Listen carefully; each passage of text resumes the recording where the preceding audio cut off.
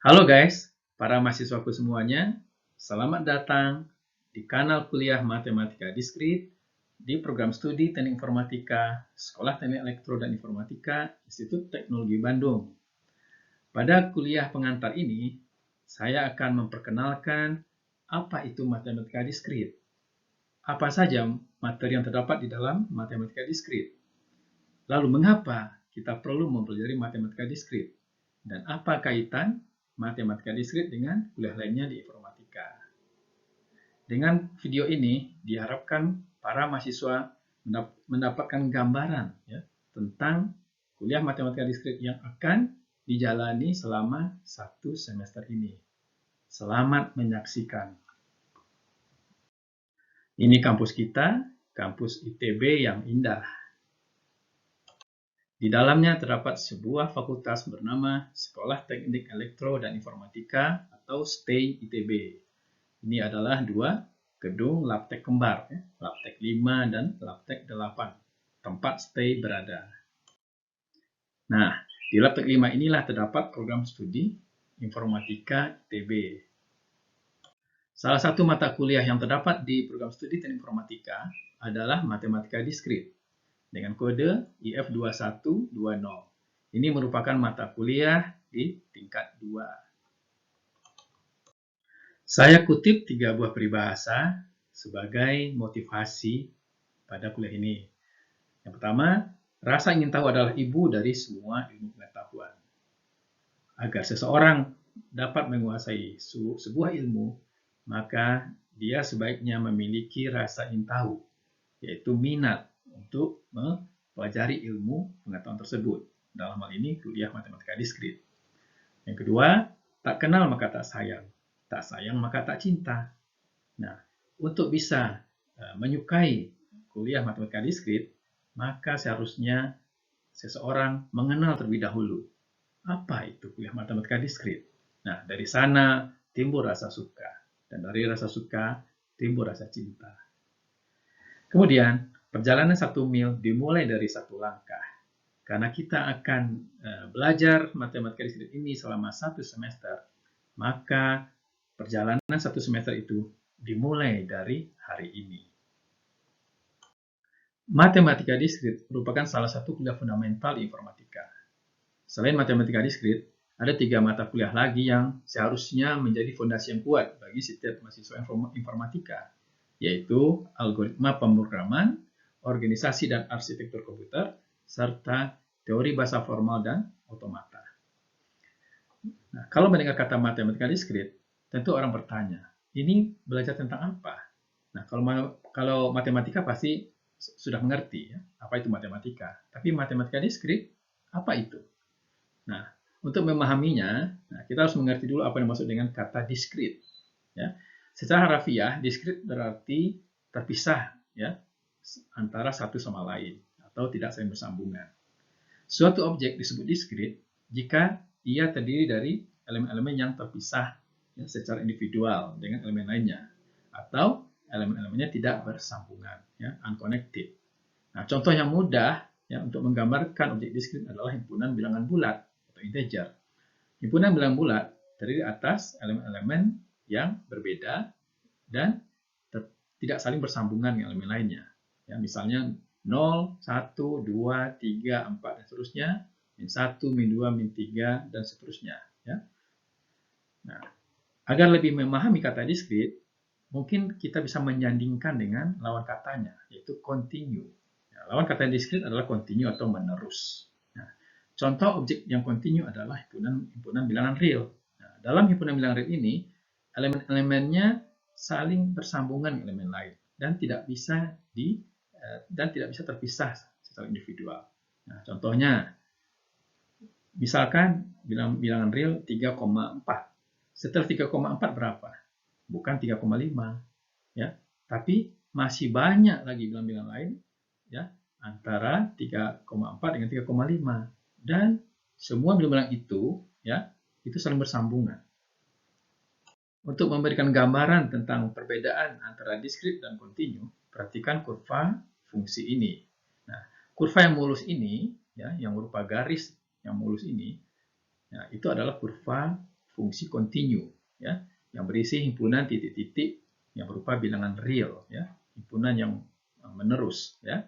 Tapi kalau kita hanya mencupliknya titik-titik ini saja, ya, yang ini, maka titik-titik ini, ya, merupakan himpunan diskrit, ya, yaitu merepresentasikan fungsi diskrit dari fungsi kontinu ini. Nah, titik-titik ini, ya, itu terpisah, ya, dengan titik-titik lainnya. Jadi dapat saya definisikan begini, matematika diskrit merupakan cabang matematika yang mengkaji objek-objek yang terpisah secara individual satu sama lain. Objek-objek yang dikaji ini bisa berupa relasi antara objek-objek itu, struktur objek-objek tersebut, atau hubungan antara suatu objek dengan objek lainnya. Lawan dari matematika diskrit adalah matematika kontinu, ya, yang saya terjemahkan menjadi matematika menerus, ya, continuous mathematics, yaitu cabang matematika dengan objek yang sangat mulus. Nah, termasuk di dalamnya adalah kalkulus, ya, baik kalkulus diferensial maupun integral. Jadi kalau kita berbicara tentang integral dan diferensial, itu adalah bagian dari matematika menerus. Dalam kehidupan sehari-hari, kita sudah biasa menggunakan komputer. Komputer yang kita pakai saat ini dinamakan komputer digital. Ya. Kenapa disebut komputer digital? Karena ia menyimpan dan memproses informasi, data, maupun program di dalam komputer dalam bentuk diskrit, yaitu dalam bentuk informasi biner 0 dan 1. Nah, 0, 1 itu adalah integer atau bilangan bulat, ya, sehingga ini dinamakan komputer digital. Dan kita tahu bahwa bilangan bulat itu adalah diskrit. Ya. Nah, contoh lain dari objek yang diskrit adalah kamera digital. Kamera digital ini itu fungsinya menangkap gambar, ya, gambar yang berupa gambar analog, ya, kemudian direpresentasikan dalam bentuk diskrit berupa kumpulan piksel atau grid. Nah, setiap piksel ini adalah elemen diskrit dari gambar. Jadi kalau sebuah gambar berukuran 500 kali 250 ya, berarti dia memiliki sebanyak 500 kali 250 piksel. Ya. Nah, setiap piksel ini adalah diskrit dengan piksel-piksel lainnya. Di dalam matematika diskrit terdapat banyak sekali topik bahasan atau materi di dalamnya. Nah, di sini saya sebutkan, ya, topik-topik bahasan yang terdapat di dalam matematika diskrit, yaitu logika dan penalaran, teori himpunan, relasi dan fungsi, induksi matematik, algoritma, teori bilang bulat, barisan dan deret, teori grup dan ring, aljabar boolean, kombinatorial, teori peluang diskrit, fungsi pembangkit, teori graf, pohon, kompleksitas algoritma, otomata, dan relasi recurrence. Tapi tidak semuanya kita cakup di dalam kuliah matematika diskrit di semester ini, karena sebagian materi itu dimasukkan di dalam kuliah yang lain. Ya. Misalnya logika. Nah, ini dimasukkan ke dalam kuliah logika komputasional, ya, supaya tidak overlap. Atau algoritma, nah ini sebagiannya dimasukkan ke dalam kuliah algoritma dan struktur data. Kemudian barisan dan deret, ini sudah kalian pelajari, ya, di kuliah kalkulus di TPB. Lalu teori peluang diskrit, nah ini dimasukkan ke dalam kuliah probabilitas dan statistik. Nah, fungsi pembangkit atau generator function, nah, ini dimasukkan ke dalam kuliah model dan simulasi. Lalu otomata, nah ini dimasukkan ke dalam kuliah teori bahasa formal dan otomata. Jadi di sini kita hanya mempelajari, ya, yang tidak diajarkan di kuliah lain. Pokok bahasan pertama adalah logika. Ini adalah materi pertama yang diajarkan di matematika diskrit. Nah, meskipun di informatika ITB ini dimasukkan ke dalam kuliah logika komputasional. Logika berkaitan dengan kalimat atau proposisi yang memiliki nilai kebenaran benar atau salah. Lalu beberapa proposisi, ya, dapat membentuk suatu proposisi majemuk, ya, dengan operator and, or, ya, dan implikasi, biimplikasi dan sebagainya.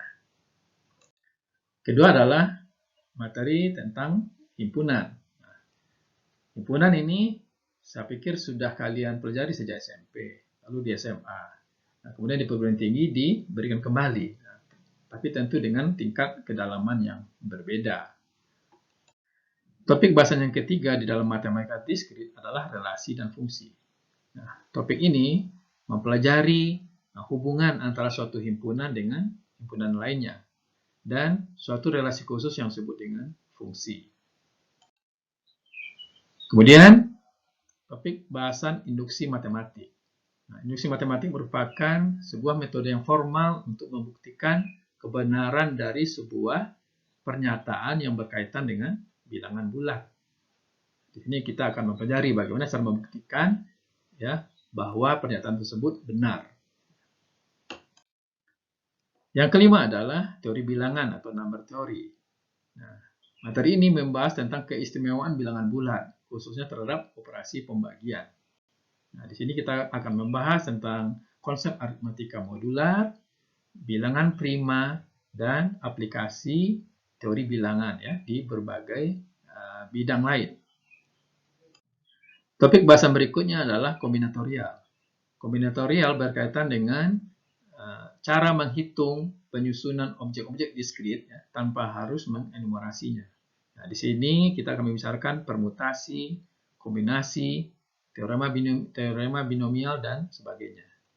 Topik bahasan yang ketujuh adalah rekursif dan relasi rekurens. Topik ini membahas cara menyelesaikan sebuah relasi yang memiliki hubungan rekursif. Seperti ini. Yang kedelapan adalah teori graf. Nah, ini merupakan sebuah struktur diskrit yang penting. Teori graf ini membahas tentang objek-objek diskrit dan hubungan antara objek-objek tersebut. Yang salah satunya diimplementasikan dalam struktur seperti ini. Simpul dan edge, sisi. Yang kesembilan adalah pohon. Nah, ini adalah sebuah graf yang khusus, yaitu graf yang tidak memiliki sirkuit. Di sini kita belajar konsep pohon, lalu pohon berakar, pohon biner, dan aplikasi pohon biner. Antara lain untuk kompresi data dengan algoritma Huffman. Topik bahasan yang ke-10 adalah aljabar boolean. Aljabar boolean berkaitan dengan suatu ekspresi yang terdiri dari variabel-variabel boolean dan operator-operator seperti AND, OR, NOT, NOR, XNOR, dan sebagainya. Kemudian cara menyederhanakan ekspresi boolean tersebut. Nah, salah satu aplikasi yang paling penting adalah merancang sebuah rangkaian digital. Untuk membuat sebuah rangkaian digital perlu didesain terlebih dahulu rangkaian logikanya. Nah, ini didasarkan pada teori di dalam aljabar boolean. Nah, yang terakhir adalah kompleksitas algoritma. Nah, topik ini berkaitan dengan cara menghitung kebutuhan waktu sebuah algoritma sebagai fungsi dari ukuran masukannya. Di sini kita akan berkenalan dengan notasi asimptotik seperti O, omega, dan theta. Untuk memberikan gambaran seperti apa contoh-contoh persoalan di dalam matematika diskrit, nah, di sini saya berikan beberapa buah. Misalnya, berapa banyak kemungkinan jumlah password yang dapat dibuat dari 26 huruf alfabet dan 10 angka? Nah, ini adalah persoalan yang berkaitan dengan kombinatorial. ISBN atau International Standard Book Number, ini adalah sebuah cara untuk memberi nomor sebuah terbitan buku. Nah, misalkan ISBN sebuah buku adalah 978-602-6232-427. Verifikasilah apakah nomor ISBN tersebut valid. Nah, ini merupakan aplikasi dari teori bilangan. Berapa banyak string biner yang panjangnya 8 bit yang mempunyai bit satu sejumlah ganjil? Nah, ini adalah persoalan yang terkait dengan kombinatorial. Bagaimana menentukan lintasan terpendek dari satu kota A ke kota B? Ini adalah persoalan yang berkaitan dengan teori graf. Buktikan bahwa perangko senilai N rupiah, dalam hal ini N besar sama dengan 8, dapat menggunakan hanya perangko 3 rupiah dan 5 rupiah saja. Buktikan. Nah, ini menggunakan induksi matematik. Berapa banyak operasi perbandingan yang dilakukan di dalam algoritma pengurutan selection sort? Nah, ini berkaitan dengan kompleksitas algoritma. Nah, bagaimana rangkaian logika untuk membuat perangkat digital yang disusun oleh 7 buah batang? Seperti angka ini. Nah, rangkaian logikanya seperti apa? Nah, ini di persoalan yang berkaitan dengan aljabar boolean. Dapatkah kita melalui semua jalan di sebuah kompleks perumahan tepat hanya sekali dan kembali lagi ke tempat semula? Nah, ini adalah persoalan yang terkait dengan graf. Makanan murah tidak enak, makanan enak tidak murah. Apakah kedua pernyataan tersebut menyatakan hal yang sama? Nah, ini adalah persoalan yang berkaitan dengan logika. Nah, masih banyak lagi ya contoh-contoh persoalan yang nantinya akan diberikan ketika kita membahas suatu topik bahasan di dalam matematika diskrit. Mengapa mahasiswa informatika perlu mempelajari matematika diskrit? Nah, tentu saja alasannya bukan karena ini kuliah wajib, ya. Tapi ada beberapa alasan penting mengapa mahasiswa informatika perlu menguasai matematika diskrit. Pertama, matematika diskrit mengajarkan mahasiswa untuk berpikir secara matematis, yaitu mampu mengerti argumen matematik, ya. Jadi argumen dalam terminologi matematik, serta mampu membuat argumen matematik. Nah, sebagai contoh misalnya begini, ini adalah sebuah argumen. Jumlah derajat semua simpul pada suatu graf adalah genap, yaitu 2 kali jumlah sisi pada graf tersebut. Akibatnya, untuk sembarang graf G, banyaknya simpul berderajat ganjil selalu genap. Nah, sebuah argumen ini hanya bisa dipahami, ya, apabila kita mengerti tentang logika. Ya. Yang kedua, dengan belajar matematika diskrit, ya, kita mempelajari fakta-fakta matematika dan cara menerapkannya. Contohnya, ya, ini adalah sebuah persoalan yang terkenal di dalam teori bilangan, yaitu Chinese Remainder Problem. Pada abad pertama, seorang matematikawan Cina yang bernama Sun Tzu mengajukan pertanyaan sebagai berikut. Tentukan sebuah bilangan bulat yang bila dibagi dengan 5 menyisakan 3, bila dibagi 7 menyisakan 5, dan bila dibagi 11 menyisakan 7. Berapakah bilangan bulat itu? Nah, konsep ini dipelajari dalam teori bilangan.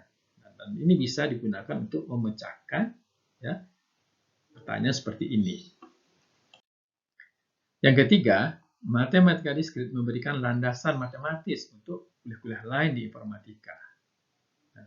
Kuliah-kuliah di informatika seperti algoritma, struktur data, basis data, otomata, teori bahasa formal, jaringan komputer, keamanan komputer, sistem operasi, teknik kompilasi, dan sebagainya, itu banyak menggunakan terminologi yang terdapat di dalam matematika diskrit, seperti terminologi graf, ya, kombinatorial, kompleksitas algoritma, himpunan, relasi, dan sebagainya.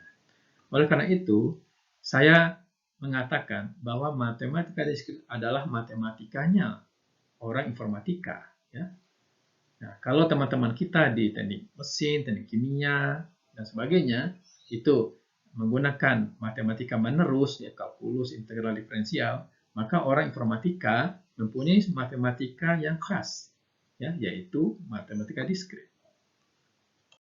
Materi-materi yang terdapat di dalam matematika diskrit dapat dikelompokkan menjadi 5 pokok kuliah. Ya. Yang pertama adalah penalaran matematik, ya, atau mathematical reasoning. Ya. Di sini diharapkan mahasiswa mampu membaca dan membentuk argumen matematik. Nah, ini diberikan dalam materi logika, ya, meskipun ini dipindahkan ke dalam kuliah logika komputasional. Kedua adalah analisis kombinatorial. Nah, di sini diharapkan mahasiswa mampu menghitung atau mengenumerasi objek-objek. Ya. Nah, ini terdapat di dalam topik bahasan kombinatorial, ya, yang berkaitan dengan permutasi dan kombinasi. Yang ketiga adalah struktur diskrit. Nah, di dalam matematika diskrit ini, ya, terdapat beberapa struktur diskrit yang penting seperti himpunan, relasi, permutasi, kombinasi, graf, pohon, finite state machine. Nah, dengan mempelajari struktur diskrit ini, mahasiswa mampu bekerja dengan struktur diskrit tersebut. Bagaimana cara menggunakannya, ya, untuk memecahkan suatu persoalan atau memodelkan suatu persoalan. Yang keempat adalah berpikir algoritmik. Ya.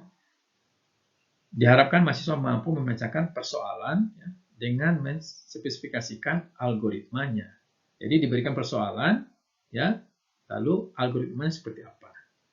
Nah, di dalam kuliah ini, ya, berpikir algoritmik itu diberikan pada sebagian besar, ya, materi, ya, karena kita mempelajari cara memecahkan persoalan, ya, dan kita perlu menentukan apa algoritmanya. Ya, sebagian itu dimasukkan juga dalam kuliah algoritma dan struktur data. Yang kelima adalah aplikasi dan pemodelan. Di sini diharapkan mahasiswa mampu mengaplikasikan matematika diskrit pada hampir setiap area bidang studi, ya, dan mampu memodelkan persoalan tersebut ya dalam rangka problem solving. Jadi sebagian besar materi dalam matematika diskrit ini adalah memecahkan persoalan ya dengan menggunakan konsep dan teori yang diajarkan. Ya.